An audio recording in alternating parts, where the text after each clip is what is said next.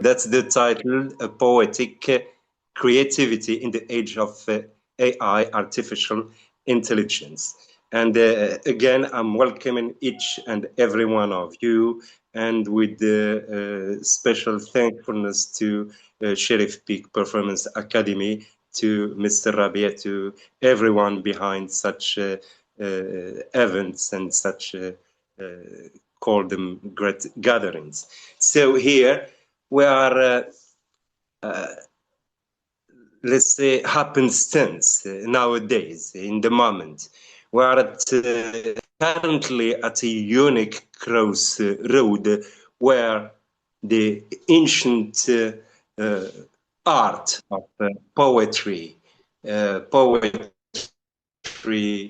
poesy, a little time, but I'm still giving a small introduction. The poet, the bard, the ancient soul. Here, the crossroad at which we were found exactly is between this soul, ancient art, and the modern precision of Silicon Valley, if we can say.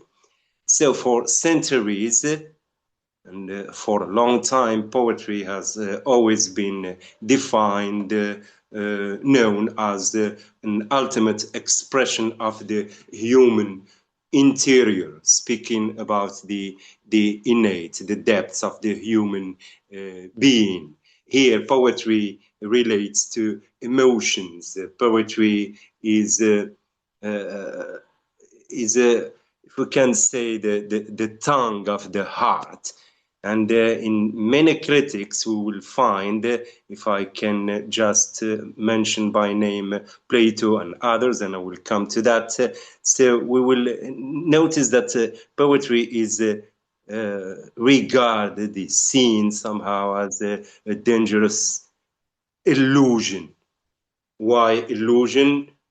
Because it takes you from the moment you start reading, this is a sage, or you start even listening, hearing, giving your ear to poetry, to poetry gathering. The moment you start, you are moved, we can say, body and soul.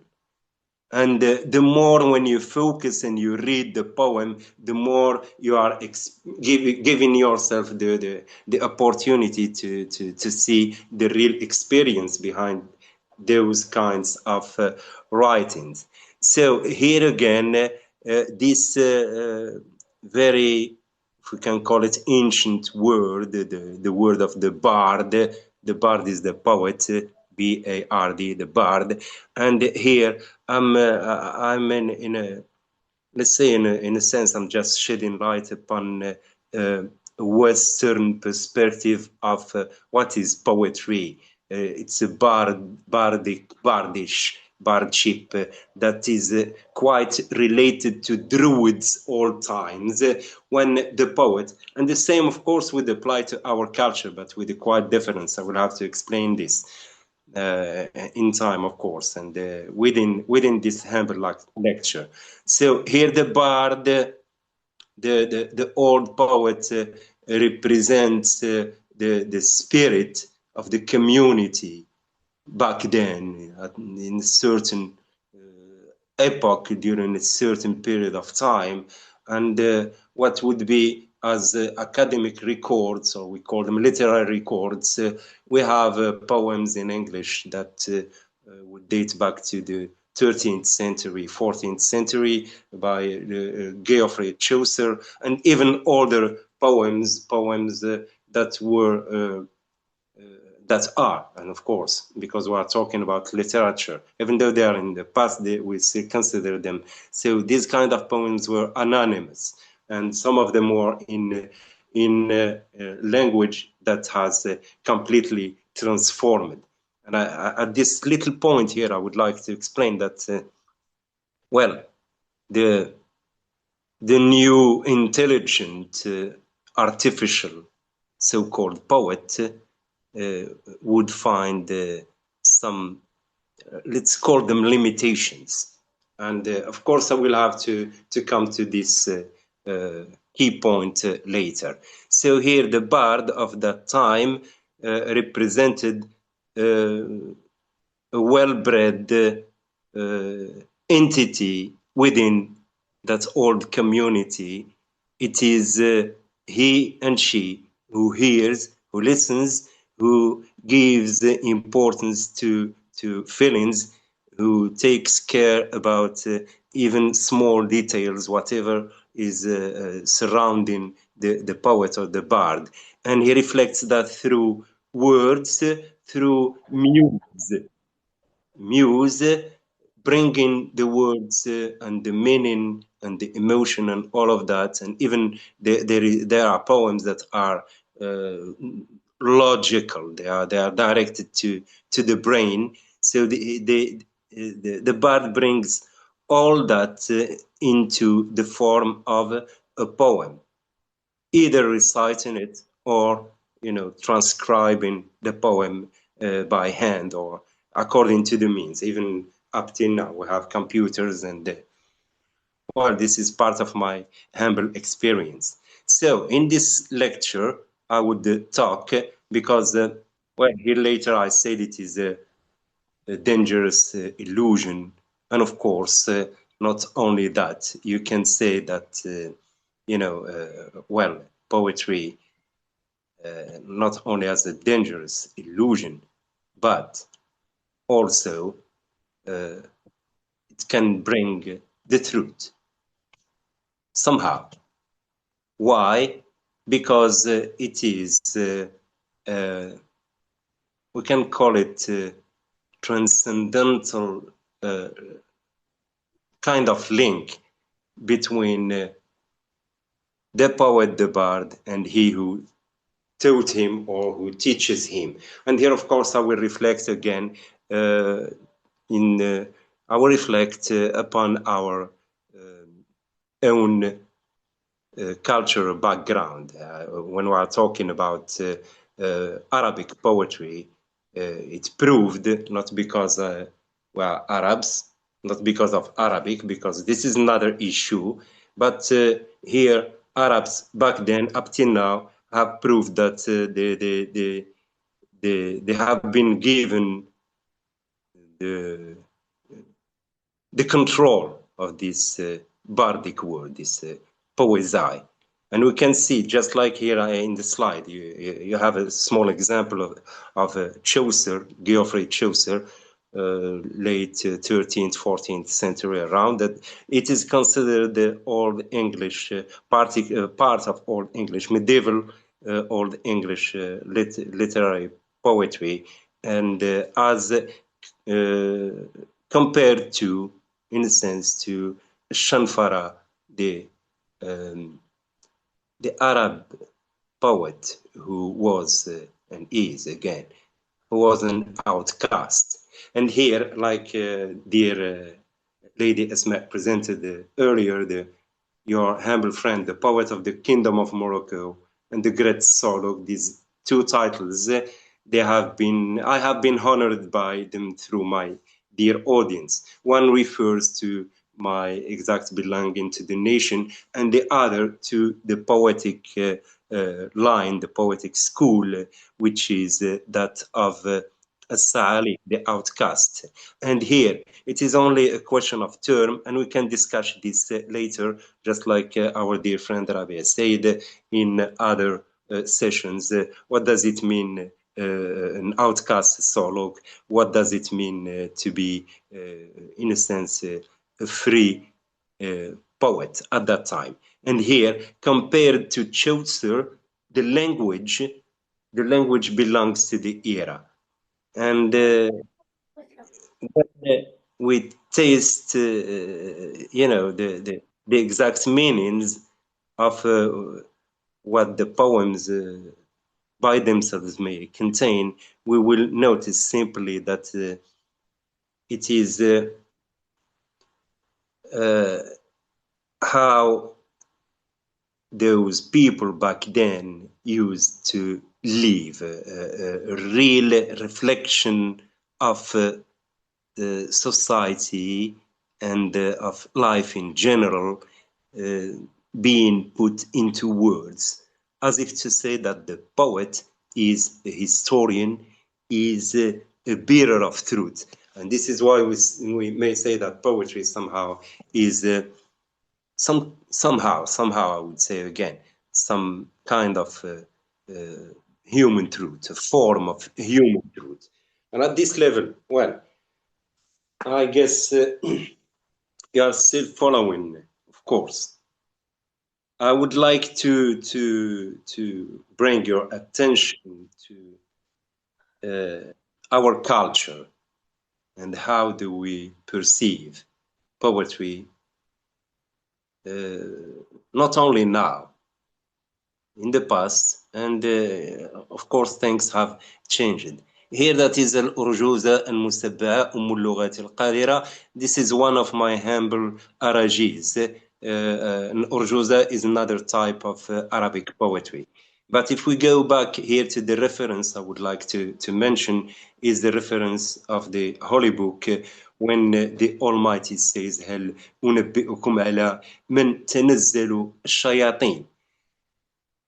Well, here, I guess, shall I inform you, O people, on whom let's say, the devils or the demons may descend and bring information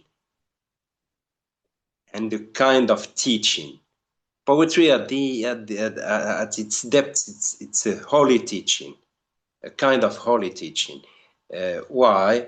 Because, well, in the Holy Book, it is mentioned, وَمَا عَلَّمْنَاهُ الشِّعْرَ وَمَا يَنْبَغِي لَهُ. We have not taught him poetry, poesy, and it is not fit his stance, talking about the prophet, because here it differs. What is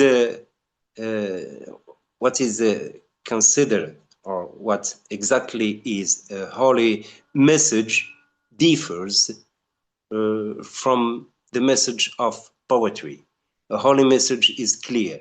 You have either wrong or right, and this is, well, part of faith. And poetry, you have plenty ways of how to say things, sometimes even how to fabricate things. And we can refer here to many mythical poems of, let's say, the Greeks, the Iliads and the others, where mythology, and even ours, we cannot, in a sense, deny that, the poems used to be exaggerating, in a sense. I would refer you here again to Abu al-Ala al-Ma'arri in his letter, Risalat al-Ghufran, the letter of forgiveness, where he mentions that, well, for us Arabs, if I am going to talk about poems, earlier I mentioned Shanfara, because he was a pre-Islam poet, and that movement was against slavery, was against atrocities, against transgression at that time, against all that. Yeah, I will come to those slides later, where artificial intelligence is similarly trying to be a poet. So here, when we are talking about the descent, تنزل, we have some kind of attributes, and here the question will rise, who is a poet or a poetess? What makes of a certain person a poet? How can we just call, someone who just says words, combine words, a poet? And at this level, we need particular, we can call them kind of conventions that would let you call the person exactly that, which means the more I hear from this, let's call him bard or poet, the more I read to him, the more I am familiar with the way he expresses things, then evidently he has or she has, both of them, poet or poetess, spent a considerable time to convey a message. And when it comes in a poetic form, it must, I will say again, it must adhere to norms, to poetic norms, to rules in general that would differentiate poetry from common speech. And the question of descent again is something metaphysical, which means there is a kind of, we can call it secret hearing, deep hearing. You hear, which means with senses, not only your ears. You are using your brain, and your heart, of course, is there.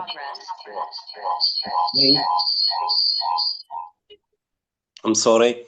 So here, when you express yourself in that way, you are as if you are listening to the whole nature around you, to words that exist and maybe do not exist if you are talking about some kind of fiction.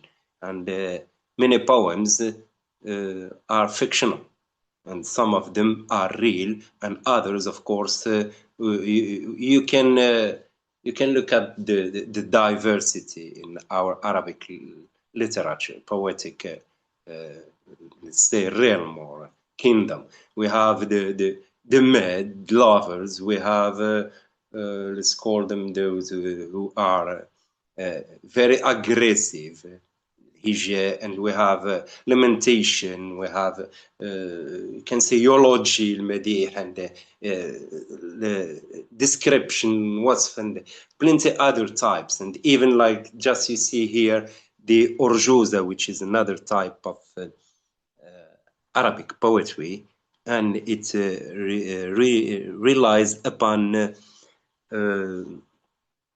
let's say other means of expression. So you have the rhyme. It can be repeated just once or twice, thrice, 4 times, until you have a complete urjuza of 7 rhymes. More than that would be redundant. Less than that is sometimes unacceptable within the world of poets.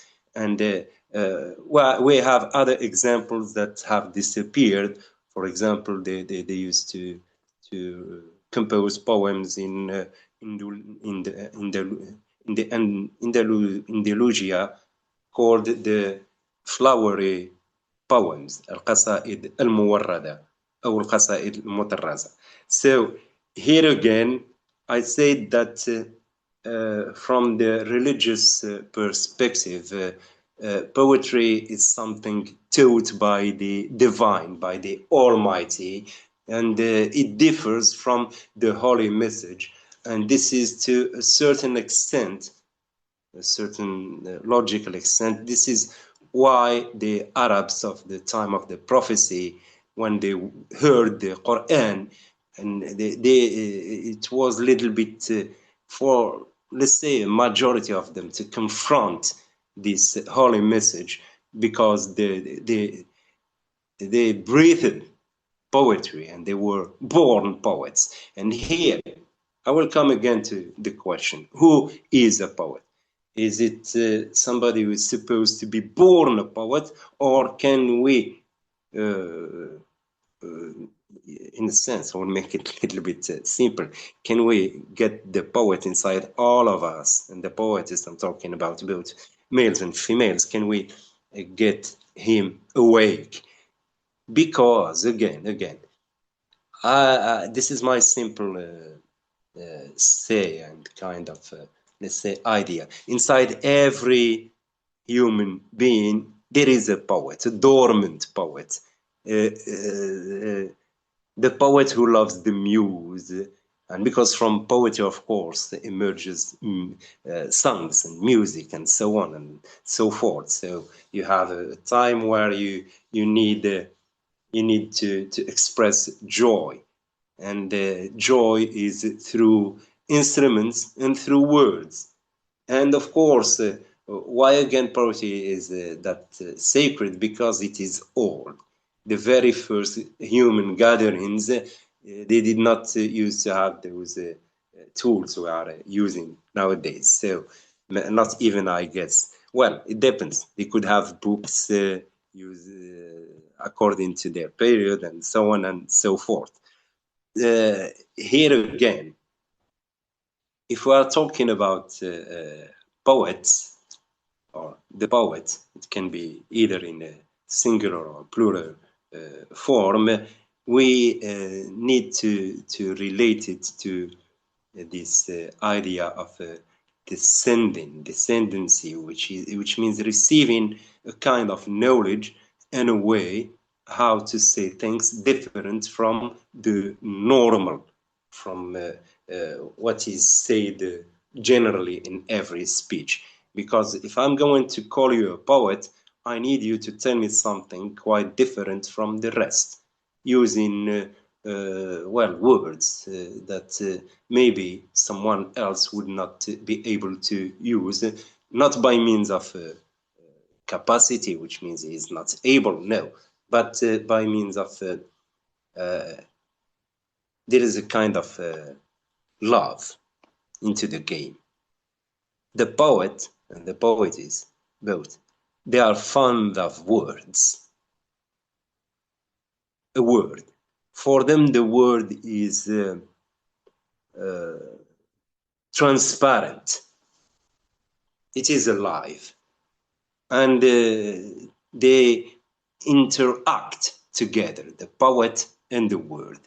As if, well, I'm talking here in a poetic sense. I'm using my humble experience. So the poet is talking and addressing the word, and the word itself, before being a combination into a verse, is as if you are going to say into a kind of deep conversation. And then they are stated, the rule is already known, and the verse, we say that the verse is born. And the poem is born, قصيدة. You are بنات القصائد, which are the verses. And the poet at that moment is very joyful, very happy, as if he has brought life to something. And this is why we call him there is creativity. There's a kind of creating. So here, the story of poets, according to our culture, what is generally known is that والشعراء يتبعهم الغاوون ألم تر أنهم في كل واد يهيمون وأنهم يقولون ما لا يفعلون إلا الذين آمنوا. The exception with those who are believers. But here they are saying things that يقولون ما لا يفعلون. Well, meaning again here, it is another subject, and it will, I guess, it will take us to other shows. I'm not going to focus too much on this. What I would like to refer to here is that there is a relationship between poetry and the divine word, which means that poetry here is a matter of holy teaching, not to the degree, I'm saying again, not to the degree of being a holy message, but it is a unique message, and it requires the person to well, to be, let me be clear, to be born a poet. Because from them, if you just try to make a certain analogy, you will notice that even in our childhood, most of us, we used to to bring expressions, to sing some strange words, and to feel joyful with the very first pre-linguistic stages, any kind of child may experience. And here, well, it will bring us again to poetry seen as an emotional power, and the poetry as the reality, and what is the social purpose of all this. I'm sorry about the barking outside. You know that your humble poet is in the farm. So, throughout history, poetry has been described, as I said, as a dangerous illusion or one form of the truth. And of course, it falls according to scholars and philosophers. Can you please give me a second and I will carry on?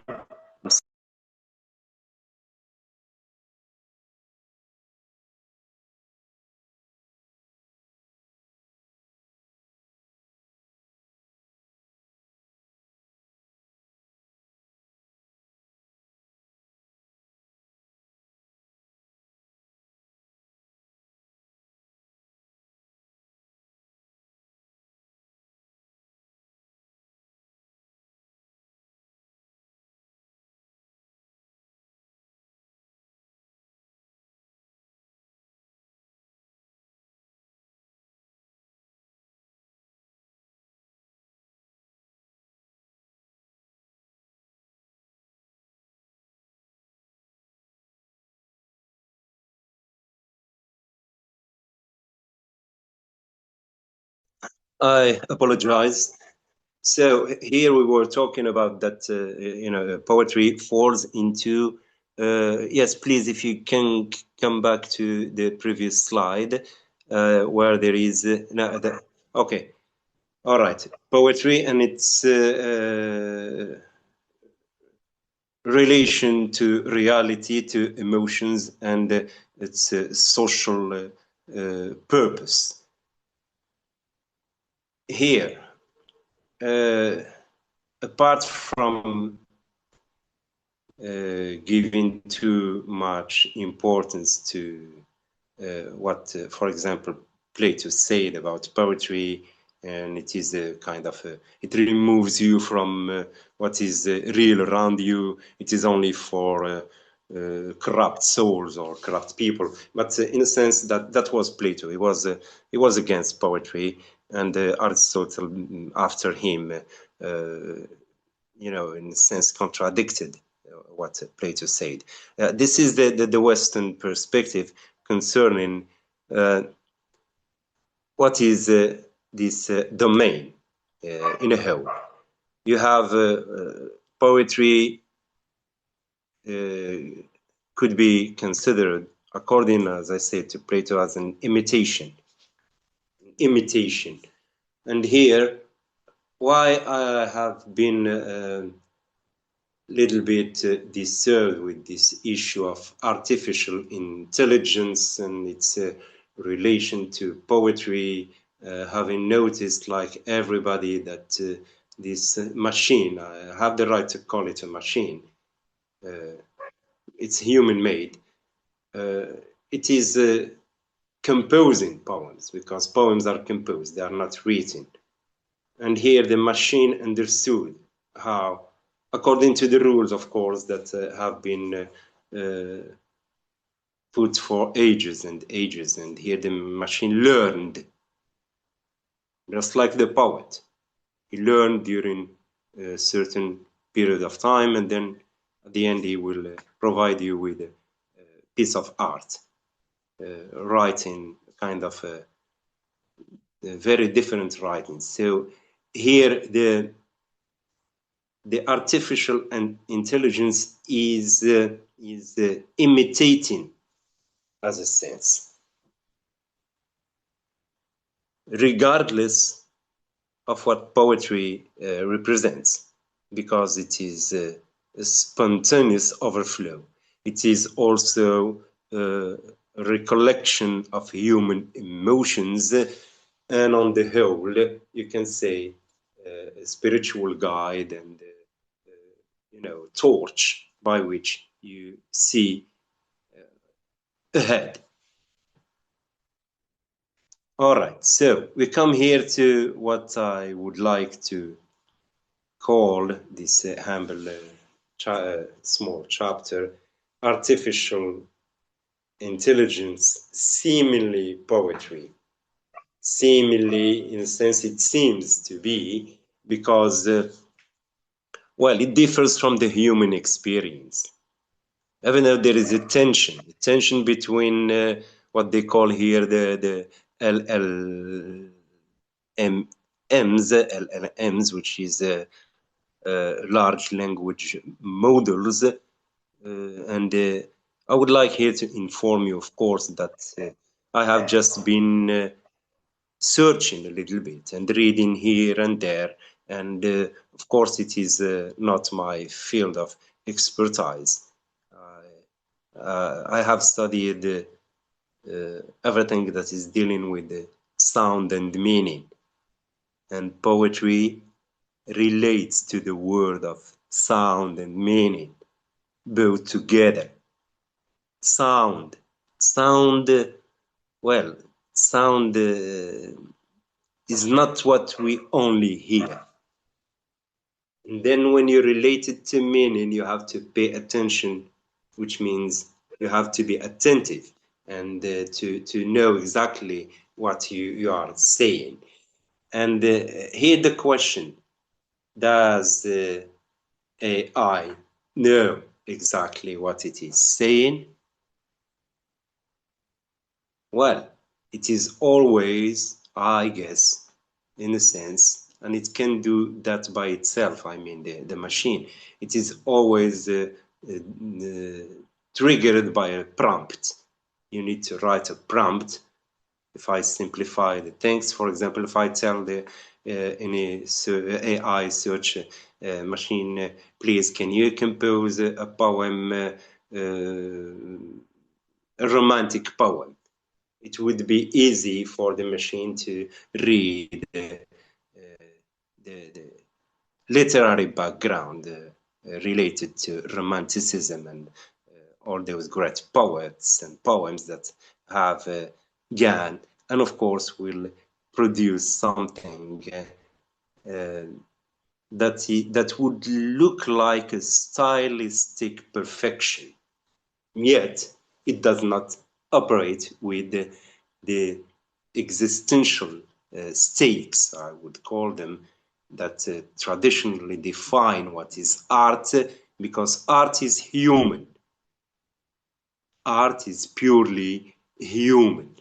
As far as I know, here, these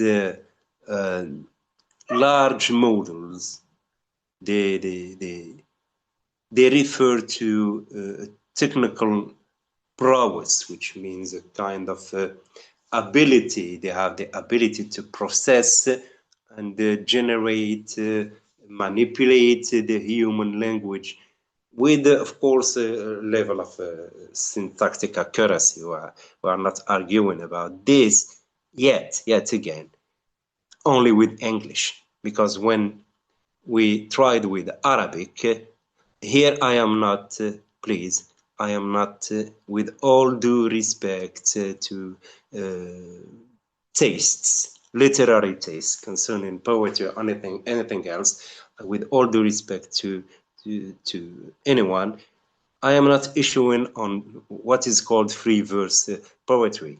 I will come to that later. Free verse poetry, well, I have to respect, because I have friends, acquaintances. There are people whom I know, whom I don't know, and they find that it is the appropriate way how to express yourself in a poetic way, and then call yourself a poet or not. But here, what would makes you different is when you compose a verse, the list of it. the list of which a verse or a poem that does not resemble to what has ever been composed or said. So here, with all this kind of respect, it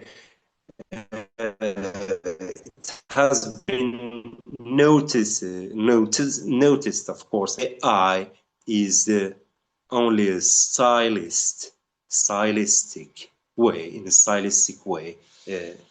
mimicking, stylistic mimicry.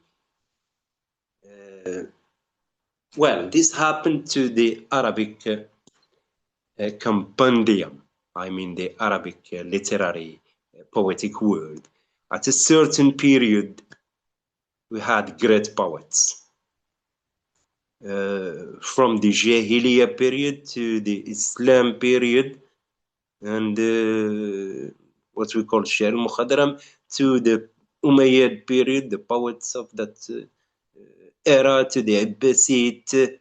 After that, there were a kind of dormancy, a kind of what we call just regenerating the old same poets. They were asleep, or they say they were dead, until the moment the emir of the poets, Ahmed Shawqi, emerged. He and Ilman Falouti together, and they have revived. Even though they called them, they have revived. They have in a sense they have managed to chain again the line, the whole poetic line from the very beginning, and taking into consideration the period from the Abbasid till Ahmed Shawqi, it's more than 2 centuries, I guess. So 2 centuries, and they even remember that there was the fall of Andalusia.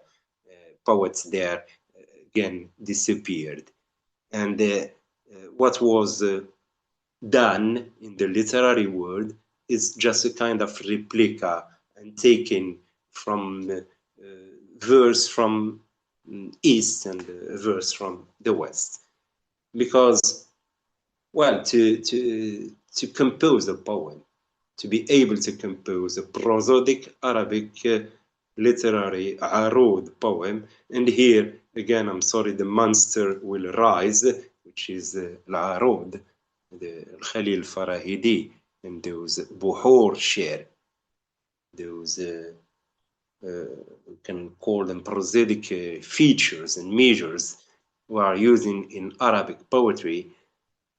They stand sometimes as the obstacle, as an obstacle. They are a limitation, but this is only on the surface of it. What al-arud represents is the true identity of poetry, Arabic poetry. And even, let's say, English poetry, French, Spanish, or whatever, they have their rules. But according to al-arud here, we are going to distinguish you the moment you control this kind of knowledge, because it is part of knowledge. And even though what is generally circulating, what is the common information about this particular kind of savoir is that we have 16 prosodic measures, buhur, and 15 among them, 15 ones belong to al-Akhfash, what we call exactly. We have from, well, both of these two men studied, have been endued, have been gifted and given the exact critical iota, I mean the critical matter by which they studied the whole Arabic poetry, and they heard it, they have a poetic ear. So here, beside these 16 measures, there are others. there are others, and of course, many of them were lost through history. I will refer you to the Jahiliyat poet, if I can refresh my little memory. Ubaid ibn al-Abras. He was murdered by a ruler of that time, and he was a friend of that ruler. His poem is considered among one of the hanged golden decorated poems that were put on the walls of Al-Kaaba. And well, the measure he used is very different from all the 16 rules known by Al-Farahidi. أقفر من آله ملحوب فالقطبية فالدنوب. And of course, there are types of rules. We can take the example of the الحداية. الحداية is in Sham, is in Palestine, and I guess Lebanon, and it is a spontaneous poetic kind of let's call it, you know, it is very spontaneous, and it applies rules. And here we will just consider that the rule is essential for literary poetry. As I said, the artificial prose is only kind of mimicry. It is the mechanical side of this artificial intelligence that is trying to follow a complex instrument, which is just like mentioned here, both you know, related to the soul and spirit and thinking. And of course, the artificial intelligence is trying all this and trying to polish words without possessing actual consciousness or intent. Here, intent, for example, I want to compose a poem. I need an idea. Maybe I don't need an idea. Anything may trigger a poem. And for often, some poems are dear to the heart of the poet. When a friend or somebody of his acquaintances ask him to compose that poem, or when he or she they find themselves obliged to speak and talk on the behalf of their community, or to defend general, say, kind of meaning or attribute that concerns everybody, something that may harm human. So here the poet is everyone for everyone, and so on and so forth. So please, I would like to move again here to the mechanics versus the muse. What we understand by the muse is something related to the soul,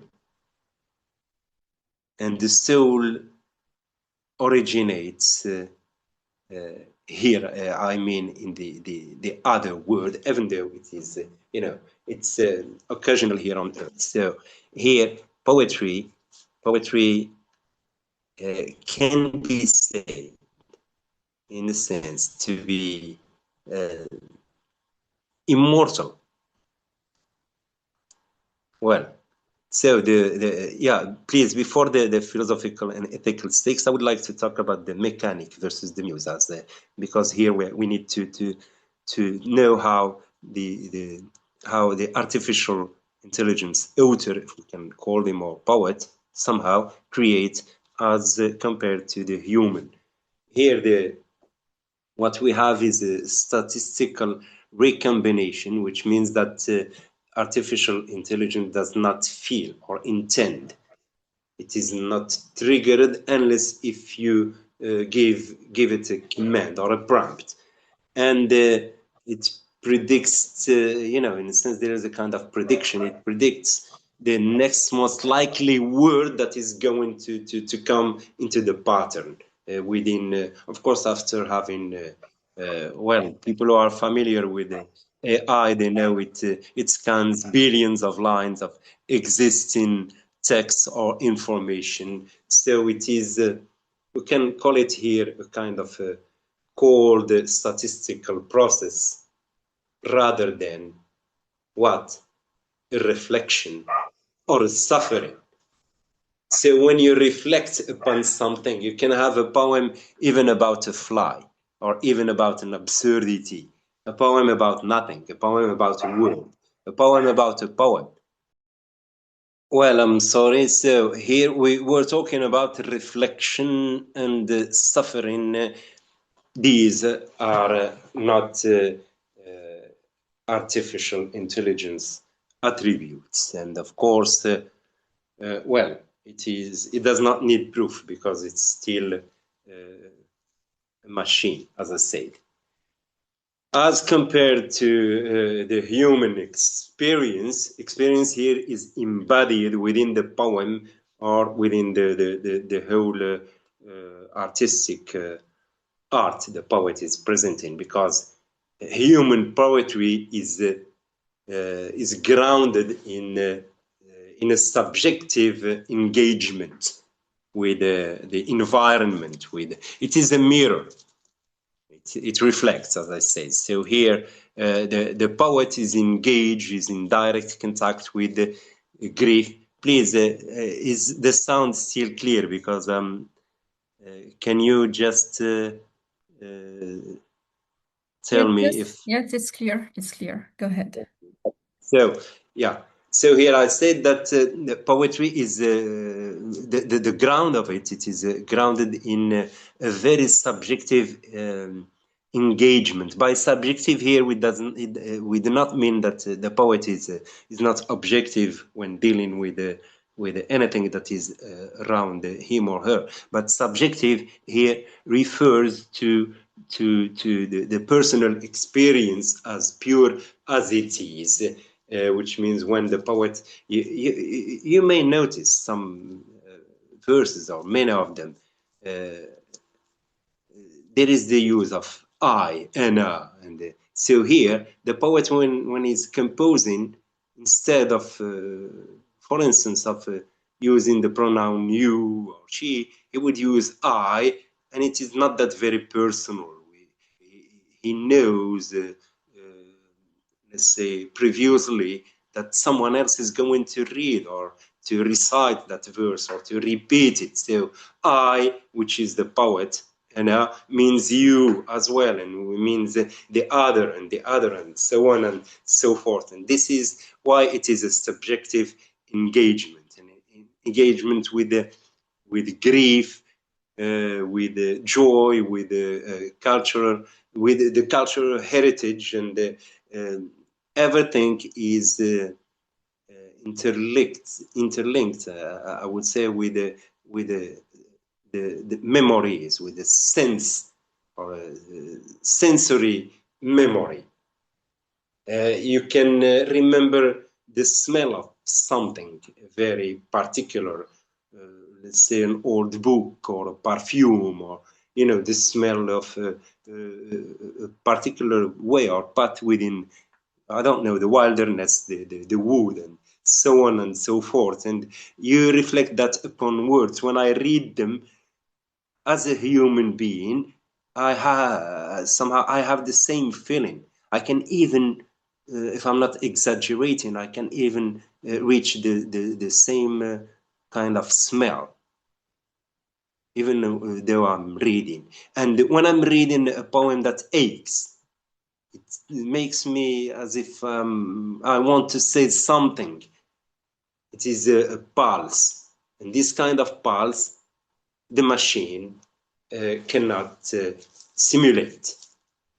In reality, it does not possess that. So this is part of the what we talked about, the muse, and of course the mechanics. Here, yeah, there are some philosophical or ethical stakes where the poetry of AI is somehow still considered not at the level. I'm sorry to say this, because the reader is under shock. The reader is really under shock. There are broader implications of AI within the literary world, among which the loss of trust. So here, if I give you a poem, and Mr. Rabia gave us such example earlier, when you give someone a poem and you tell him, what do you think? Who may have composed this poem? Is it a poet from this era or that or now? Or well, seldom he would tell you it is a machine. But when you tell him, look, this is only a replica kind of art, AI poetry, the human, is in a sense, feels being deceived upon learning that the poem is not is only generated, is not human composed. So here it suggests that the value of art, if we want to call something artistic, and this is art, it must connect to the human. So art lies in the human connection, which means the hand that is doing the work. And poetry, we say in our culture, يقول الشاعر أو قال الشاعر. It is a spoken form, yes, and a written form, of course, because poets, even though those Sa'alika used to refer to, and during the Jahiliyyah period, and even before that, if you just I would give myself hints to Antar ibn Shaddad when he said هل غادر الشعراء من متردمي. So he's talking about some old poets, and of course Ibn Madad, and many of them, I have mentioned that into some of my poems. They preceded the Jahiliyyah period. All those poets, and these poets that actually still breathe now, they have a strong relationship to the pen and the paper. Back then, maybe it was a skin and a kind of, so it's quite different. But it's still this dichotomy, a pen and a paper. And of course, you have to reflect and the moment for a poet to compose a verse, can be squeezed, because it is a lot of time in a very short sequence. And I guess I will have to explain this, but with time, through other lectures and through other, we call them again, let's say, I will give other examples later. So here, artificial intelligence can easily give you a final text, but the moment you are informed it belongs to a machine, your kind of trust is shaken. And we can talk again about atrophy, creativity atrophy, because there is a risk that widespread artificial intelligence use could lead to uniformity, where diverse individual voices, for example, are replaced by a singular, statistically average artificial style. We can have different machines and ask them to compete poetically, to have duets or duels, and what we call share naqaid. And here, because I'm almost close to the summary, the second part of the lecture, and it will be brief. We'll talk about why artificial intelligence struggles with the Arabic prosody or al-arud. So here, if we ask two machines to, for example, to represent Farazdaq and Jarir and Akhtal, well, they need to be human beings first. Again, we will notice that here there is a question of authorship, because the boundary between human and the machine is fluid. There is some kind of fluidity, flow, where it's not clear. And we must redefine what it means to be an author, to be a poet. We need definitions, and simply definitions. Poems talk about poets. The more you read poems, the more you know who is the bearer of that kind of literary message.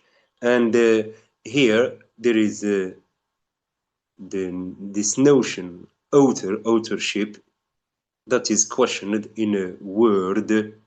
We can say a word of distributed agency or agencies, a machine, a computer, a program, I would say, a prompt or whatever, that, well, it would work as a collaborator author in a sense. So here in a sum of words, as we stand in this intersection of this kind of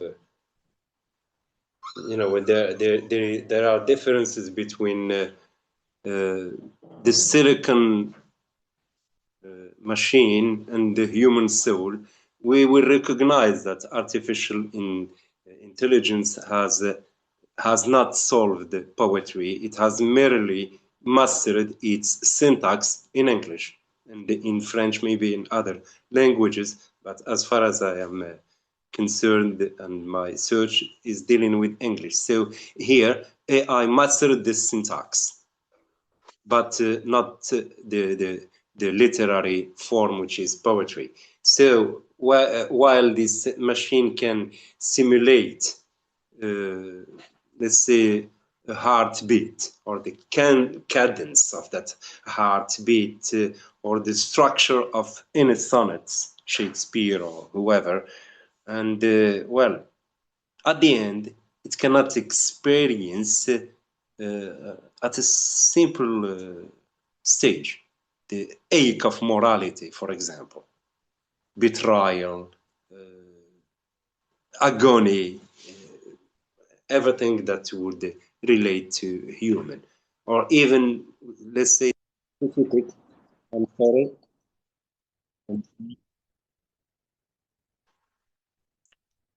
Yeah, or even the specific thing of a memory that compels a person to write firsthand. So artificial intelligence creates by looking backward at everything, that has been composed, and the human poet creates by looking inward at what what is inside his whole world, and what is, of course, being felt.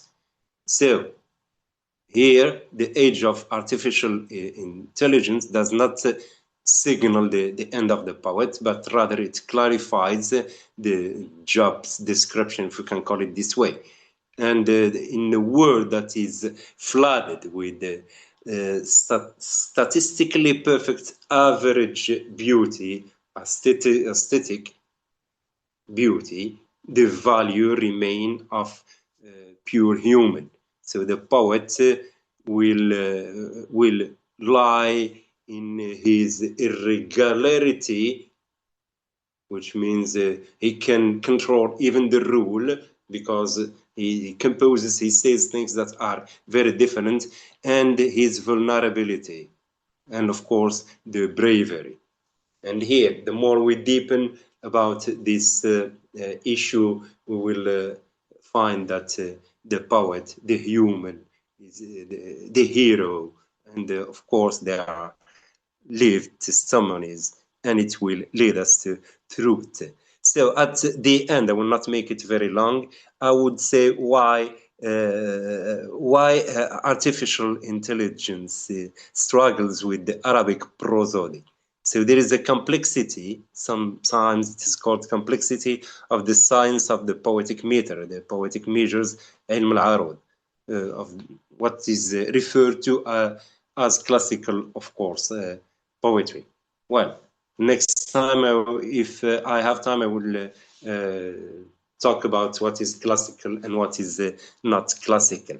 So artificial intelligence fails to replicate, and I would like you to try to experience, to go to any artificial intelligence site and try to tell him to give him a verse in Arabic, poetic, classical verse, or well, and tell him just to replicate it, and get back to the Arudiyin, Al-Arudiyun, the people of Al-Arud, or the experts of Ilm Al-Arud. So it's here artificial intelligence fails to replicate a true Arabic prosodic poem. What we call poem in Arabic, it must be over 7 verses. Less than seven verses, it is only, we can call it a part of a poem, مقطوعات. But the 7th verse, that's the poem. And if you go beyond that, of course, poems may exceed to 2,000. Even in Arabic, thousands verses within one single rhyme. Mr. Rabi is familiar with my humble poems. I have what I call the mother of poems, القصيدة الشفقفقية, in 300 verses, and it replies to القصيدة الشمقمقية, or the Arabic Moroccan poem. And of course, I praise Allah, I still have another poem which is called the grandmother of all poems, and it is more than 2,000 Arabic prosodic verses with a single rhyme. So here, why it fails? Because there is a kind of mathematical rigor, hardship. I will not call it this, according to my humble experience, the rigor of the prosodic feature, تفعيلة.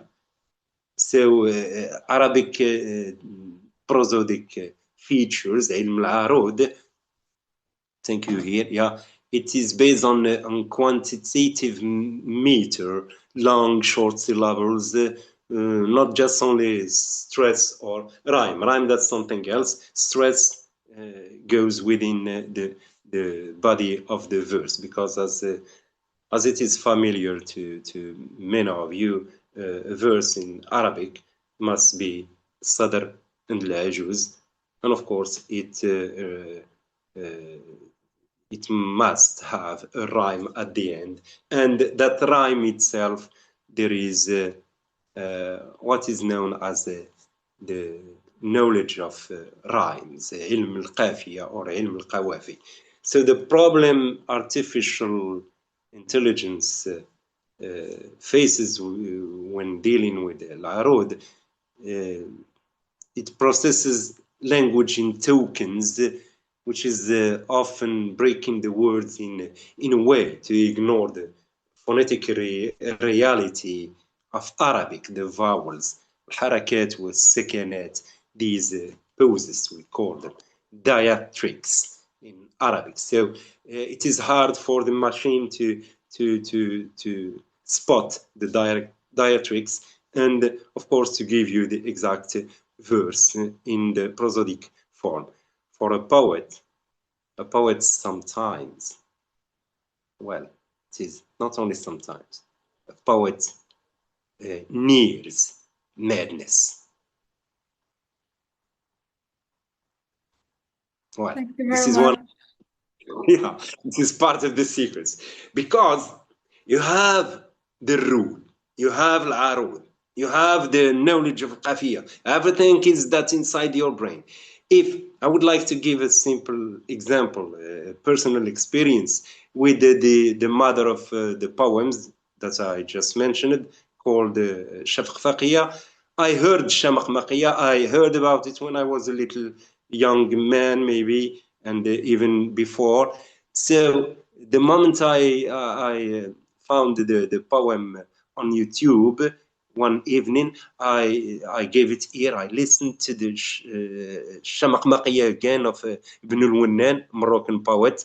It was 272, maybe 73 Arabic verses talking about, fiqh, talking about the language. Well, it is an epic poem, a real epic one that defied the poets of his time. And he was a Moroccan poet during the era of King Muhammad I, the Alawite, during 1737 or something around. He was known. يا سيدي يا سبط النبي إن الشمق أبي. Well, when I heard that, I was in the village and I fled to the farm. And maybe if I had the ability and the way to, to have a camera at that moment and to record myself, you would say strange things in terms of behavior. There is a trance, kind as if something big is going to happen. What is this whole matter? I have to answer back Ibn al-Winnan. So his verses started to be heard into my head inside, and all this mixture, plenty of verses came at once. And you have, this is, I'm giving you my personal experience. And when I started composing this particular Shafaq 300 verses, I composed it in the cafe inside the shop of one of my friends, Gillay, our Moroccan culture, and part of it at home and here in the farm. When I began with the verse 1, I was thinking about verse 300 and verse 200 and what is inside the chapters of it, everything.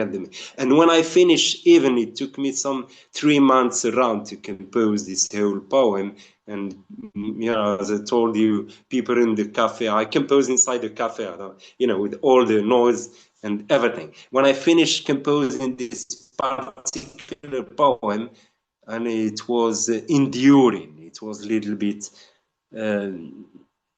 hard. Not that hardship, but it was painful. At the end, I was still as if seeing, receiving, knowing, hearing words, complaining. Why haven't you chosen us to be among this particular poem? Why? And this is what happens to the poet. There are plenty of words, the whole word of these particular combinations of sounds, phonemes, whatever we call them, they give meanings. So they behave in front of him. They submit. And when they submit, he has the choice, the control. And here, at this point comes the let's call it the question of fate. Because the poet has the ability to derive truth and to make what is true false and what is really false as the exact ultimate truth. Nobody can discuss, question, or I don't know, argue even. So here he's very responsible. Poet or poetess, they are responsible. And this is why the Prophet himself was always accused of being a poet, until poets themselves told him, hold on, this is very different. And well, if I would give you something else as a kind of example, if you go to the Surah of Maryam, the very end of it, the very end verses, you will notice that the Quranic verse ends with del, del, del, at a certain time zai, del, zai. Here, this kind of, it belongs to the knowledge of al-Qafiyya, ilm al-Qafiyya. It talks to the poets of that time and any time. This is very different from what you have been told. Because I'm thinking about a rhyme. I would suggest, I would tell myself as a poet, okay, let's write a poem based upon the very easiest noon rhyme. Yeah, everybody can say that. No, I'm a poet. I need something. Well, here there's something else. Zai, Del, yes, noon, and so on and so forth. Here the Quran is talking to the poet through the rhyme in a codifying way. If you are very clever a poet, you can use and base the Holy Quranic verse upon Del and then drive it to Zai somehow. If you are a poet, you have to bring the whole poem upon the same rhyme, which is Zai, and this is one of the hardest. That, for example, Dad, Kha, all those very emphatic, hard sounds. And here, the knowledge of Al-Qafiyya, Al-Qafiyya, that is embodied within the whole prosodic form of the verse, because you need al-arud and al-qafiyya together, and you need syntax, and of course you need grammar, you need rhetoric, you need meanings, you need semantics, everything, and you need to relate the first with the second with the third, and so on and so forth. All this brings you to your final composition, your final verse or poem, not with ease, but when you are aging, it is something as if born with you. You can do it easily. So artificial intelligence found it a little bit hard to play into this ground, ilm al-arud. And this is, well, sometimes when we deem an issue, a subject, or anything not clear for us humans, we can call it hard, archaic, difficult, strange, whatever title may come to our mind, and it is blocking us from knowing further. So I hope I still, I guess I would bring it to an end here, and I will remind my dear audience that the poet is human, the machine can only collaborate.